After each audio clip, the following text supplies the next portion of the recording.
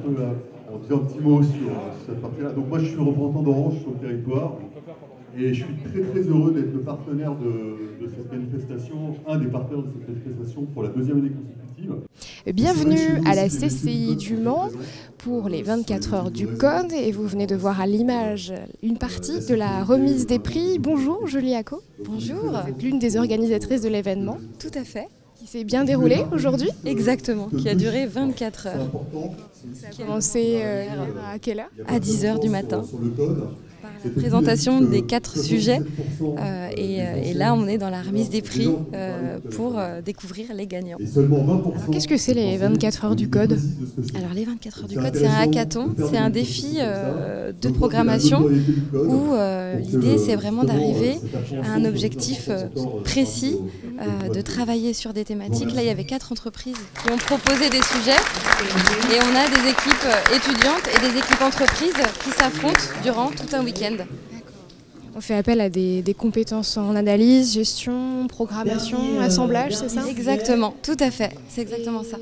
Concrètement, comment ça se passe? Les étudiants et les professionnels planchent sur un sujet en équipe? Voilà, tout à fait. Il y a des équipes de 2 à 5 personnes et l'idée c'est qu'ils travaillent ensemble pendant tout un week-end. Donc c'est vraiment dans la même voiture, on travaille ensemble pour arriver à un objectif final, arriver au plus loin du sujet proposé par l'une des 4 entreprises. Les métiers qui vont être représentés ici aujourd'hui et depuis ces 24 heures, j'imagine qu'il y a de la gestion énormément, mais est-ce qu'il y en a d'autres? Alors les métiers représentés, c'est surtout les développeurs. On est dans ce secteur-là, les codeurs et les amateurs passionnés de programmation. On est déjà sur quelle édition cette année? On est sur la 7e édition cette année. Alors les étudiants et professionnels ont utilisé l'intégralité des locaux de la CCI. Comment ça s'est passé?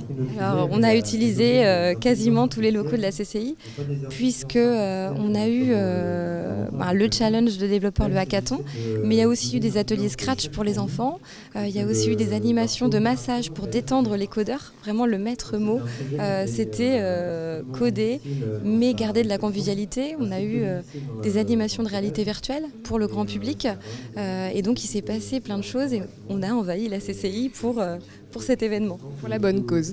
On va sans doute pouvoir aller jeter un œil juste après. Tout à fait, exactement. Eh bien, allons-y. Merci. Bonjour Thibaut. Bonjour. Vous êtes avec votre équipe l'un des gagnants aujourd'hui. Qu'est-ce que vous avez gagné? Quelle catégorie? Alors on a gagné le sujet qui a été proposé par ST Microelectronics. C'était un sujet où on devait traiter de l'informatique embarquée, c'est-à-dire qu'on avait un robot et qu'on devait résoudre des énigmes par rapport à une lecture qu'on appelle NFC en fait. Donc ce qui est en NFC, c'est qu'on doit lire, c'est ce qu'on utilise tous les jours, par exemple les badges pour les immeubles ou les trucs comme ça qui permettent d'ouvrir. En gros, on a un lecteur qu'on devait réussir à coder pour qu'il nous lise et on devait adapter des choses, donc des énigmes comme un code César ou des choses comme ça à faire et à renvoyer sur un serveur distant qu'ils avaient. Je ne l'ai pas précisé, mais vous êtes étudiant à l'ENSIM, l'école d'ingénieurs du Mans. Et dans votre équipe, on aperçoit vos collègues un peu plus timides sur le côté. Comment s'appellent-ils? Alors on a Hugo, Étienne et Quentin. Monsieur, je vais aller leur dire bonjour quand même. Bonjour Hugo. Bonjour. À côté de vous, c'est Étienne. Étienne, bonjour. Bonjour. Et vous, votre prénom? Quentin. Quentin. Comme ça, on aura vu toute l'équipe et je vous dérange pas plus. Donc, vous étiez parti sur ce robot et comment vous y êtes pris pour résoudre cette énigme? Alors en fait, c'est qu'on a travaillé en groupe via des trucs qu'on utilise en informatique pour qu'on puisse tous coder en fait indépendamment et tout réunir pour qu'on puisse mettre sur le robot et faire des tests et pour voir si ça marche bien. Donc on a eu de la chance, c'est que on pouvait voir l'évolution de nos tests si c'était bon grâce à un serveur fourni par ST Electronics qu'on avait affiché via un vidéoprojecteur ici. Et donc on a pu répondre aux énigmes tout en s'organisant tous. Quentin en fait il nous a aidé à organiser qui doit faire quoi, avec quel timing, tout ça. Donc ça nous a permis d'avancer et avec une bonne organisation, je pense que c'est ce qui a fait qu'on est arrivé premier. Donc, ah oui, premier. Et des professionnels. C'est vrai? Il y avait qu'une équipe professionnelle qui n'était pas formée là-dedans. Nous en fait on est en 4e année informatique à l'ENSIM. Mais également, nous participons à la Coupe de France de robotique dans notre association, je vais y arriver, NCIMELEC.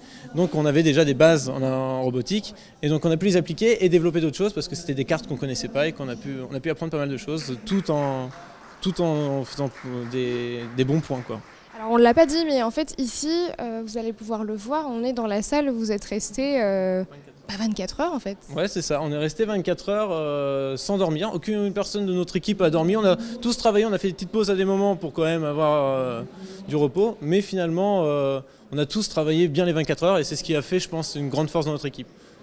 Vous êtes entraîné un petit peu avant ou comment on se prépare justement? Alors nous on s'est préparé indirectement par nos années de formation qu'on a derrière en informatique. Et c'est le fait qu'on est peut-être une équipe qui tourne bien, c'est-à-dire que si on s'entend à peu près bien et qu'on arrive à se comprendre, ça tourne mieux qu'avec des gens qu'on ne connaît pas. Et donc je pense que ça a beaucoup joué aussi. Est-ce que cette victoire, vous allez peut-être la faire figurer sur votre CV par exemple? Je pense qu'elle va figurer sur notre CV et du coup ça va pouvoir nous aider aussi d'avoir de la visibilité auprès des entreprises grâce à, via l'association NCMELEC qui fait de la robotique. Du coup là ils peuvent voir que nous on a des compétences, qu'on peut remporter les 24 heures du code et donc potentiellement avoir des avantages par la suite. Merci beaucoup Thibaut. De rien. On se retrouve au bar à fruits avec Frédéric Renaud. Vous êtes le responsable de la ruche numérique. Bonjour. Bonjour. C'est un bel événement pour vous ici aujourd'hui. Oui, c'est la 7e édition. On a accueilli 132 participants, 32 équipes, dans une bonne ambiance et un bon esprit. Même si c'est une compétition, voilà, les participants viennent pour passer un bon moment avant tout. Tout en se confrontant sur de la programmation informatique. Des âges assez différents qui sont regroupés ici aujourd'hui. Oui, tout à fait. Il y a des étudiants qui sont en école d'ingénieur ou en bac+2 jusqu'aux professionnels, donc des gens qui sont en poste dans des entreprises, qui viennent aussi se rencontrer, les différentes générations, et aussi se confronter, se challenger. Est-ce qu'on a une mixité assez représentée, autant de filles que de garçons? Non, malheureusement, c'est un métier qui est très masculin. On essaie de faire en sorte qu'il y ait de plus en plus de femmes. Cette année, on a un petit peu plus de femmes que l'an dernier. Je n'ai pas le pourcentage exact, mais on doit être autour de entre 7 et 10% de femmes. Mais ça reste encore un métier très masculin. Alors on s'est rapproché ici d'une équipe qui est en train de ranger le matériel, puisqu'on l'a dit, c'est la fin des 24 heures. Je lis sur les t-shirts Sopra, j'ai pas la fin, Steria. Alors qui sont-ils? Alors Sopra Steria, qui va se présenter, c'est une entreprise de services numériques qui a proposé un sujet. Puisqu'on s'appuie sur des professionnels pour porter des sujets pour les équipes. Donc voilà, ils ont posé un sujet assez original qui mêle à la fois le jeu autour d'un jeu de fléchettes et une dimension technologique et numérique. Et le chef, c'est Vincent. Et le chef, c'est Vincent. On va aller voir le chef. Bonjour Vincent, comment ça va? Ma foi, ça va très bien. On est très content de ces 24 heures du code. Qui Ah oui, on s'y perd. Hein. Ça a été une très belle épreuve. On s'est amusé vraiment pendant 24 heures. On a réussi à aller à la rencontre de talents dont certains étaient très impressionnants. Les vainqueurs de notre sujet ont été littéralement parfaits en faisant une superbe prestation, et ils ont remporté très haut la main l'objectif qu'on avait fixé depuis le départ. C'était quoi l'objectif? Alors l'objectif était simple. On a là un jeu de fléchettes tout à fait traditionnel, sauf que, étant donné qu'on est un petit peu feignant, on ne voulait pas compter les points. Donc on a mis en place 3 caméras qui filment la cible, et l'objectif c'était analyser ces images pour retrouver les fléchettes, leur position et donc le nombre de points. Derrière, ces points étaient transmis à un serveur, et pendant les 24 heures, bon là maintenant elle est éteinte, on voyait les scores s'afficher sur l'écran, ce qui permet d'avoir des fléchettes connectées qui comptent automatiquement les points. C'est génial ça. Oui, c'est génial, et je vous promets qu'on va le réutiliser dans notre salle de pause, on va en user et abuser. Est-ce que c'est des choses que peut-être on peut penser commercialiser derrière? Non, là c'est vraiment pas l'objectif, c'était vraiment d'avoir un sujet ludique, quelque chose qui permette aussi aux participants de venir sur le stand, parce qu'ils venaient jouer aux fléchettes, ils venaient tester leur système, ce qui permettait d'avoir une vraie dynamique, et puis de faire parler de Sopra Steria, parce que on est une très grosse société de services, on est quand même 20 000 en France, 40 000 dans le monde. Sur Le Mans, on est une cinquantaine, mais on souhaite être plus connus parce qu'on a de forts objectifs de développement. Et donc, les 24 heures du code, c'est vraiment une très très belle opportunité d'améliorer notre visibilité et notre implantation locale. Vous avez aussi nombreux avec certains membres de votre équipe qui sont d'ailleurs encore ici. Tout à fait, et ils le font avec plaisir. C'est une équipe qui est très dynamique, qui n'a qu'une volonté, c'est de développer notre activité et nous faire connaître. Et je les en remercie parce que ça a été d'énormes investissements, surtout pour l'un d'entre eux qui a vraiment porté le sujet. Et je lui tire mon chapeau parce que vraiment, il a fait un super boulot. C'est lequel, hein?